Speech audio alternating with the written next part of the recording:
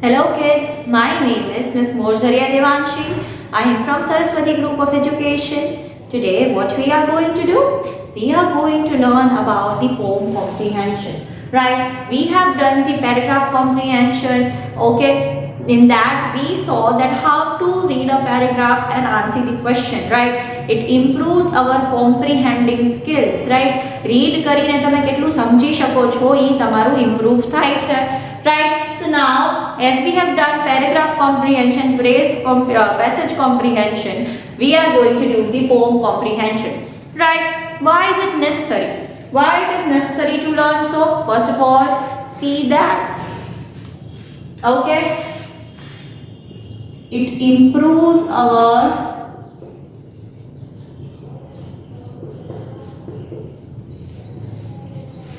reading comprehending skills. Okay read કરીને કેટલું તમે કોમ્પ્રિહેન્ડ કરી શકો છો ઈ તમારી સ્કિલ્સ જે છે ઈ ડેવલપ થાય છે. Then why is it necessary? It is a question in higher grades.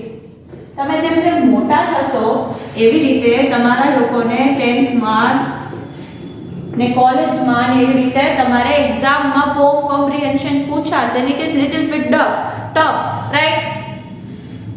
Poem comprehension જે છે એ પેસેજ કોમ્પ્રિહેન્શન એ જેટલું ઈઝી નથી હોતું. Passage comprehension compare to poem comprehension is tough because poem comprehension you need to understand the meaning of the poem first and then you have to write down the answers, whereas in passage somewhere the answers are given, right? But here in poem directly answers will not be provided. Direct answers આવતા નથી. તો તમે અત્યારથી એક practice કરવા માંડો easy poem comprehension. એ તો તમને higher ગ્રેડ્સમાં જ્યારે આ ટોપિક આવે તો તમને એમ ન થાય કે આઉટ ઓફ નોવેર આ ટોપિક ક્યાંથી આવી ગયો, right? So it is very much important for you to learn the poem comprehension because it is there in the higher grade. તમે જેમ જેમ મોટા થશો એમ મોટા ગ્રેડ્સમાં તમને લોકોની ક્વેશ્ચન આવે જ છે. And one more thing, it is important for you to learn the poem comprehension is because it improves your reading comprehending skills. તમે રીડ કરીને કેટલું સમજી શકો છો, સમજીને તમે આન્સર કરી શકો છો કે નહીં, એના માટે બેસ્ટ સ્કિલ છે, right? If you want to test your reading comprehending skills, you need to try out comprehensions, passage comprehensions છે, poem comprehensions છે, એ તમારે લોકોએ દેવાના છે જેનાથી તમારી comprehending skills જે છે એ શું થાય છે, ડેવલપ થાય છે, right? So how will it be? What will be the structure of it? Poem comprehension જે હશે એમાં તમને એક poem આપેલી હશે and then એના related નીચે questions આપેલા હોય, right? So what will be the structure? First the poem will be there. Let us see the structure of it. Okay, so structure of it will be, first there will be a poem.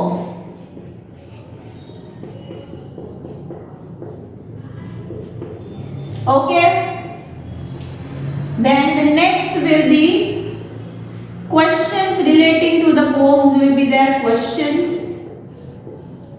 relating to poem. Then the third is you need to read it carefully. You need to read those carefully. First શું કરશો તમે પહેલા શાંતિથી poem read કરશો. એમાં one poem, then second questions. તો પહેલા તમે શાંતિથી પોમ રીડ કરશો, એમાં સમજવાની ટ્રાય કરશો કે what the poem is telling about, what is the thing which is given in the poem. એ એકદમ કામ માઇન્ડથી તમે જ્યારે રીડ કરી રહ્યો છો ત્યારે શું થશે, you will be easily able to go through the questions. તમને પછી questions ને go through કરવામાં તરત રિલેટ થઈ જશે કે ઓકે આ પોઈન્ટ આમાં હોઈ શકે, આ પોઈન્ટ આમાં હોઈ શકે, right? So the first thing which you need to read carefully is poem. Then the second thing which you are going to read carefully is questions read karwana છે.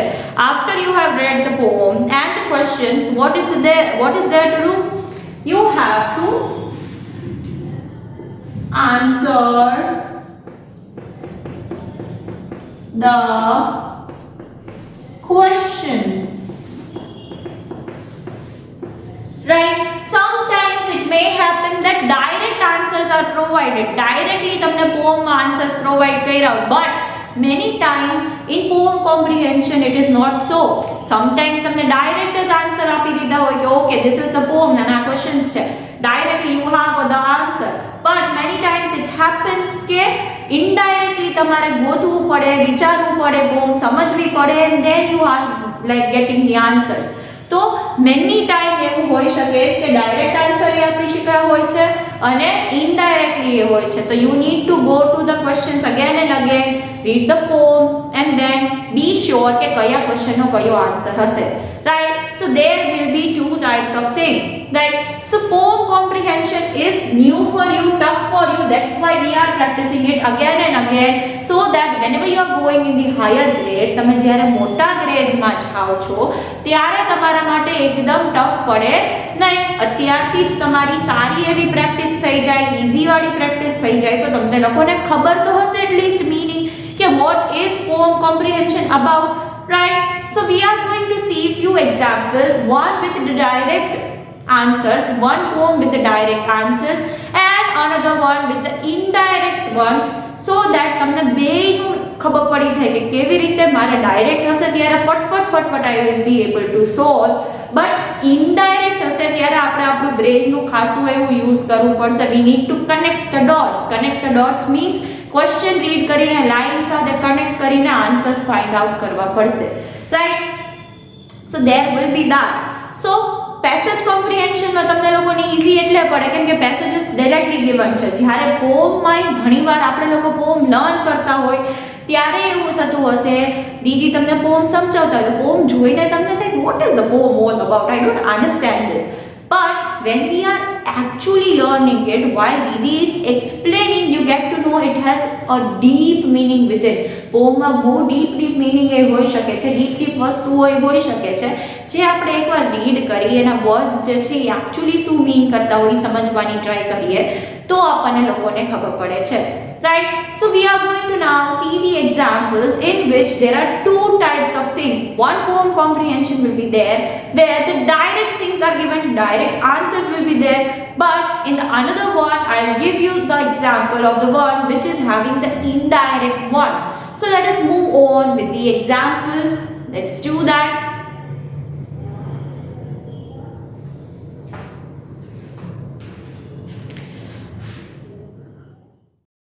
Okay, so kids, as I said, we are going to see two examples, one with the direct one and another with the indirect answer. So first will be the direct one so that it is easier for you to understand. પહેલા આપણે direct વાળી પોમનું example લેશું જેના કારણે તમને લોકોને poem comprehension શું છે એ સમજાઈ જાય અને તમને લોકોને આઈડિયા આવી જાય કે કેવી રીતે આન્સર્સ કરવાના. તો we will begin with the easy one. Right? So what is the name of the poem here? The name of the poem is See the Bug. What is the name of the poem? The name of the poem is See the Bug. So as I have said that we need to first see the poem, read the poem and then read the questions so that we can connect to the answers directly. પહેલા આપણે આખી poem read કરવાની છે, પછી questions read કરવાના છે જેનાથી તમને લોકોને ડાયરેક્ટલી આઈડિયા આવી જાય કે આ ક્વેશ્ચન આન્સર આ જ હશે, આ ક્વેશ્ચન આન્સર આ જ હશે. If you are reading the questions first and then poem તો તમે લોકો કન્ફ્યુઝ થઈ જશો બિકોઝ તમને લોકોને આઈડિયા નહીં હોય કે ક્વેશ્ચન્સ છે એ કેના બારામાં છે. એના કરતાં it is better for you to learn and start with the poem so that તમને લોકોને બેટર અન્ડરસ્ટેન્ડિંગ આવે.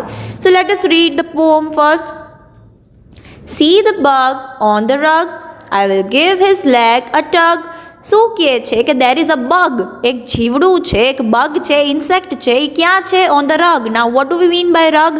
Rug is a carpet. Carpet જેવું વસ્તુ હોય ફ્લોર ઉપર એને રગ કહેવાય. Like I will give his leg a tug. શું કહે છે? હું એના પગ જે છે થોડોક ખેંચીશ. I will pull his leg a little bit. Then see him run, see him go. એને જો દોડે છે એ મારાથી કેમ કે મેં એનો પગ ખેંચ્યો છે એ વયો ગયો ફટાફટ. He did not like it. No. So obviously આપણો પગ કોઈ ખેંચે તો આપણને ગમે ઇન ધ સેમ વે બગને બી ના ગમ્યું. ઓલા કિડ છે જે ચાઇલ્ડ છે એને એનો પગ ખેંચ્યો તો એને ના ગમ્યું. It started running from here to there. Then see him hop on the mop, see him hide to make me stop. શું કરે છે બગ જે છે એ હોપ કરીને, દેટ ઇઝ જમ્પ કરીને, મોપ એટલે પોતું હોય સ્ટેન્ડિંગ વાળું, એના પર એ કૂદી જાય છે.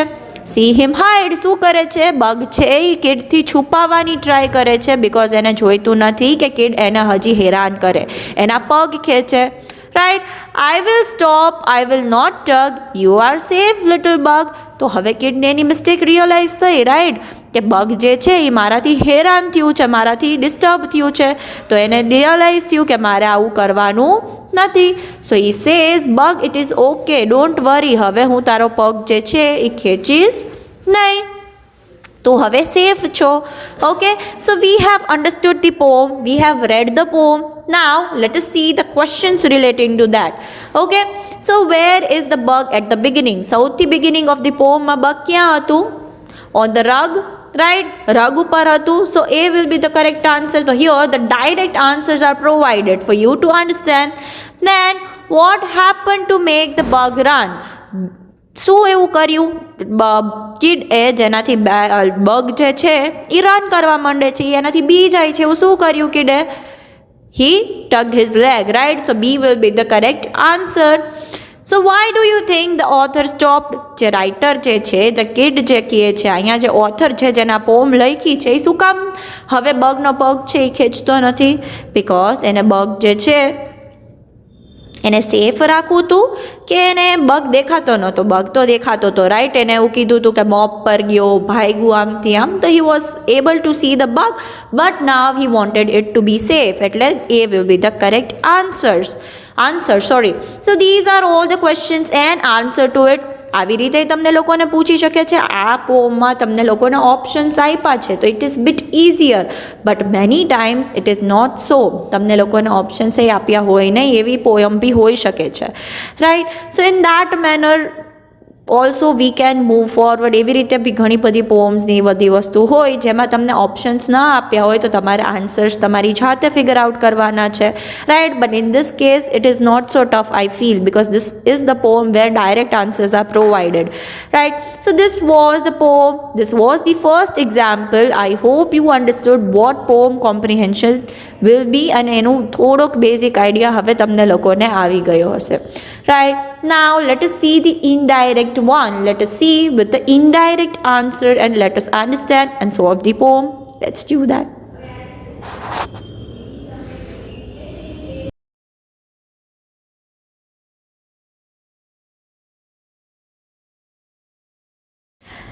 Okay, so as we have said that now what we are going to do, we are going to see the poem which is having indirect answers, right? The poem which is having not direct answers given, directly answers provide ના થયા હોય એવી poem આપણે લોકો જોશું જેમાં indirect answers આપ્યા છે. So what is the first step which we need to do? The first step which we are supposed to be doing is we are supposed to be reading the poem. આપણે લોકોએ poem read કરવાની છે. Okay, so let us do that. Welcome summer sun, I'm glad to see that in summer I have more time with thee. Okay, તો શું કહે છે? Welcome summer સન. તો સમરનો જે સન જે છે એ એકદમ બ્રાઇટલી શાઇન કરતો હોય, વિન્ટરમાં જે છે એ સન એટલો બધો શાઇન ના કરતો હોય, ઇફ યુ હેવ નોટિસ. અને ડેઝ જે છે એ નાના હોય છે, વિન્ટરમાં ડેઝ નાના હોય છે ને રાત મોટી હોય છે, તો સન જે છે એ જલ્દી ડિસઅપિયર થઈ જાય છે. વેર એઝ ઇન સમર, જ્યારે સમર આવે છે ત્યારે સન જે છે એ લાંબા ટાઈમ સુધી રહે છે અને દિવસ લેટ આથમે છે, રાત અંધારું મોડું થાય છે. વિન્ટરમાં અંધારું વહેલું થઈ જાય છે, જ્યારે સમરમાં અંધારું જે છે એ મોડું થઈ જાય છે. એટલે એમ કહે છે કે that in summer I have more time with thee means you. મને સન સાથે વધારે ટાઈમ મળે છે because it is the time where you are shining brighter. Sun જે છે એ વધારે ટાઈમ સુધી સ્કાયમાં રહે છે, અને વધારે ટાઈમ સુધી સ્કાયમાં રહેશે તો આપણને વધારે ટાઈમ મળશે સન સાથે, right. So the writer, the pot is saying that I am very happy જે સમર સન આવી ગયો છે, સમરનો સન આવ્યો છે એટલે મને સન સાથે વધારે ટાઈમ સ્પેન્ડ કરવા મળશે, કેમ કે સ્કાયમાં સન વધારે ટાઈમ માટે સુધી રહેશે, right. Shining van I wake, shine and when I slip. Okay, જ્યારે સવારના પોરમાં પોટ ઉઠે છે ત્યારે સન શાઇન કરતો હોય છે, અને જ્યારે એ સૂવે છે બપોરમાં ત્યારે એકદમ બ્રાઇટલી શાઇન કરતો હોય છે. હવે વિન્ટર હોય ત્યારે શું થાય કે ત્યારે છે એ સન જે છે એ 6 o'clockમાં કે એમ તમને દેખાવાનો બંધ થઈ જાય. વેરેઝ ઇન સમર ટાઈમ 7-7:30 એવો ટાઈમ છે જ્યારે સન છે એ આથમતો હોય છે, રાઈટ. સો ઘણા લોકોનું બેડ ટાઈમ અર્લી હોય છે, તો here the writer's bed time must be early. એને મમ્મા 7 o'clock 8 o'clock સુવડાવી દેતા હશે, right. So that may be the reason. Your bright yellow rays are sure to keep me warm and smiling throughout the day, shining on me when I play. શું કહે છે કે સનની જે બ્રાઇટ યલો રેઝ પડે છે, આટલી fine rays પડે છે, એનાથી હું વોર્મ રહું છું અને આખો દી હેપી રહું છું, મને ઠંડી લાગતી નથી ને હું ખુશ રહું છું. અને હું જ્યારે રમવા જાઉં છું ત્યારે મસ્ત મારા ઉપર તડકો પડતો હોય છે. O summer sun, I love you so from the top of my head to the tip of my toes. શું કહે છે? મને આઈ લવ સન, મને સમર છે એ બહુ ગમે છે, મને સન બહુ ગમે છે, મારા હેડ ટુ ટો સુધી મને સન જે છે એ બહુ ગમે છે, મને તડકો મળે તો મજા આવી જાય છે. You are such a beautiful yellow spot but ouch why are you so hot. એકદમ બ્યુટિફુલ યલો કલરનું સ્પોટ છે, right. Sun looks yellow, when we look at it looks yellow. તો યલો કલરનું એક સ્પોટ છે, બ્યુટિફુલ દેખાય છે, બટ બહુ ગરમ કેમ છો એવું કહેવા માંગે છે. So here the answers like we have understood the poem, right, but here the answers will be little bit trickier. So here the first question is what does the last line of the poem suggest. આપણે last line જે read કરી એમાં શું suggest કરે છે? તો speaker touch the sun. આપણે કોઈ સનને કોઈ દિવસ ટચ કરી શકે? No, it is not possible practically. આપણે લોકો સનને કોઈ દિવસ ટચ કરી શકીએ નહીં. So A will not be the answer. Speaker got a sunburn. That is a probable answer કે yes, sunburn થઈ ગયું હોય એના કારણે એવું કહેતો હોય છે, because the speaker, the author, the writer is playing in the sun. તો એને chances are there that he got sunburn, right. Speaker dislikes the sun. Speaker જે છે એને sun નથી ગમતો એવું છે? No, it is not like that. He is saying sun, I love you so much and all that thing. He is welcoming the sun. So એવું નથી કે એને sun નથી ગમતો. તો A અને C જે છે that will be the wrong answers. Then the D is the speaker was barefoot. Barefoot એ હોઈ શકે because he is saying, right, from the top of my head to the tip of my toes, tippy toes, મને sun બહુ ગમે છે. તો મે બી દેર would be દેર કે ઉઘાડા પગે બહાર નીકળ્યા હોય ને ગરમ ગરમ ચટકો લાગી ગયો એટલે એમ કે છે ouch you are so hot. So probable answer will be B and D. B અને ડીમાંથી કોઈ B answer if you are choosing, then it would be the correct answer according to your understanding. A and C will not be the correct answer. A અને C જે છે એ correct answer નહીં હોય, because એવું નથી કે pot જે છે, રાઇટર જે છે એને સન ગમતો નથી અને સનને ટચ કરવું is very impossible task to do. Right. What does the poem suggest about the sun during the summer? શું સજેસ્ટ કરે છે સન? લાઈક પોમમાં શું કહે છે કે સન સમરમાં કેવો હોય છે? It shines longer than other times of the year. It is the only time when the sun shines. એવું પોસિબલ છે કે ખાલી સમરમાં જ સન દેખાય, બાકી એ કઈ સિઝનમાં ન દેખાય? No, that is not possible, right? It helps plants and trees grow. That is also correct thing, but like ઘણા but it is there, the presence of sun is there. So and the D is it wakes the speaker up. The speaker is waking up every morning in other seasons as well. So here I feel A will be the correct answer કે sun is shining longer than other times of the year. બીજા બધા time, બીજા બધા season કરતાં સમરમાં સન જે છે એ લાંબા time સુધી શાઇન કરતો હોય છે અને રહેતો હોય છે apart from the all seasons. So A here will be the correct answer. That is what I feel. right? Then the third one is which line could the poet use to replace the second line? The second line છે કે that in summer I have the more time with thee. Okay, તો કઈ line જે છે એ use કરી શકે છે? Okay, your rays are shining all about the land, your bright face shining down on me, your rays stretching across the side, you are greeting early in the morning. So first is like કે જે સનની rays છે એ land પર પડે છે, પછી સનનું bright face છે એ author ઉપર like the writer છે એના ઉપર શાઇન કરે છે, એની રેઝ જે છે એ ઓલ અક્રોસ ધી સ્કાય છે એ સ્ટ્રેચ થાય છે, અને your greeting early in the morning જે છે અર્લી મોર્નિંગમાં સન છે એ ગ્રીટ કરે છે. Okay, so let S C the poem once again, જેમાં એ શું કોન્ટેક્સમાં કહેતો હોય છે એ આપણે લોકો જોશું, right? That in summer I have more time with thee. I'm glad. Welcome, summer sun. I'm glad to see that in summer I have more time with you.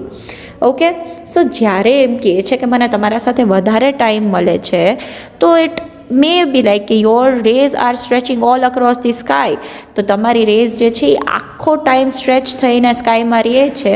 So that is the reason why I am having more time to spend with you. So C will be the correct answer. બાકી early morning when I wake અપનું sign એ પછી આવે છે. Correct meaning એ થઈ શકે કે જે સમરમાં મોર ટાઈમ મળે છે એનું રીઝન શું કામ છે? કેમ કે એમની રેઝ જે છે એ ઓલ અક્રોસ ધી સ્કાય છે એ સ્ટ્રેચ થયેલી છે. Okay, so here C will be the correct answer. Replace કરવું મીન્સ એના બદલે બીજી કઈ લાઈન આપણે મૂકી શકીએ તો જેનો મિનિંગ એ જ હોઈ શકે, રાઈટ? સો સી આવશે કરેક્ટ આન્સર એવું I feel. Then you can choose your answer according to your understanding, right? When was this poem most likely to return? ક્યારે આ લખી હશે પોમ? ડ્યુરિંગ વિન્ટરમાં લખી હશે, વિન્ટરની સિઝનમાં લખી હશે. At the beginning of the summer છે જ્યારે ચાલુ થાય છે ત્યારે લખે છે. At the beginning of spring ચાલુ થાય છે ત્યારે લખે છે, કે at the middle of the summer ત્યારે લખે છે.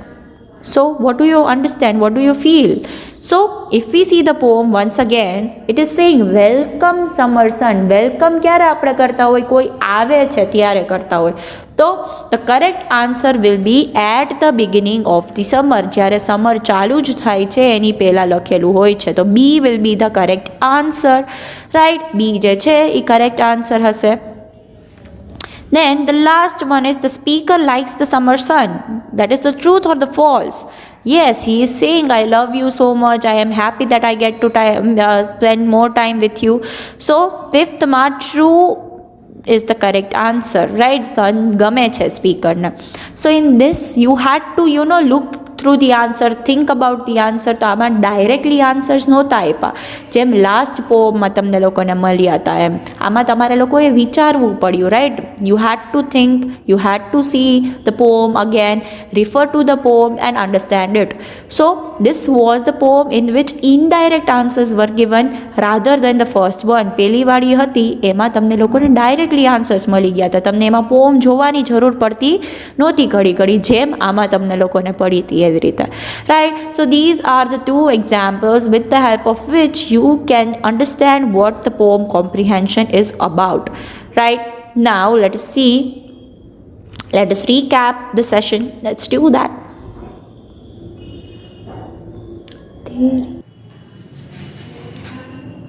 Okay, so kids, in this session we learned about poem comprehension. આપણે લોકોએ આ સેશનમાં poem comprehension learn કર્યું. I hope you understood the basics of it. તમને એના બેઝિક્સ સમજાઈ ગયા હશે અને બે એક્ઝામ્પલ્સથી તમને વધારે ક્લિયર થઈ ગયું હશે, right? So now what you are suppose two B doing in homework, આપણે લોકોએ જે રીતે આન્સર્સ ડિસ્કસ કર્યા, પોમ ડિસ્કસ કરી, એ બે પોમ તમારે કોપી કરવાની છે. એના ક્વેશ્ચન અને આન્સર્સ તમારે લોકોએ લખવાના રહેશે in homework. It is not giving you the new one because તમને લોકોને આ બે સમજાય વધારે ક્લિયર થઈ જાય એના માટે તમારે આ બેના જ ક્વેશ્ચન્સ અને આન્સર્સ કોપી કરવાના છે. પોમ કોપી નહીં કરો તો it is fine, it will be lengthy process. Question અને આન્સર તમારે લોકોએ કોપી કરવાના રહેશે. ઓપ્શન લખીને એમાંથી ચૂઝ કરેક્ટ વાળો કરવાનો છે, okay, so in that manner તમે લોકો હોમવર્ક કરી શકો છો.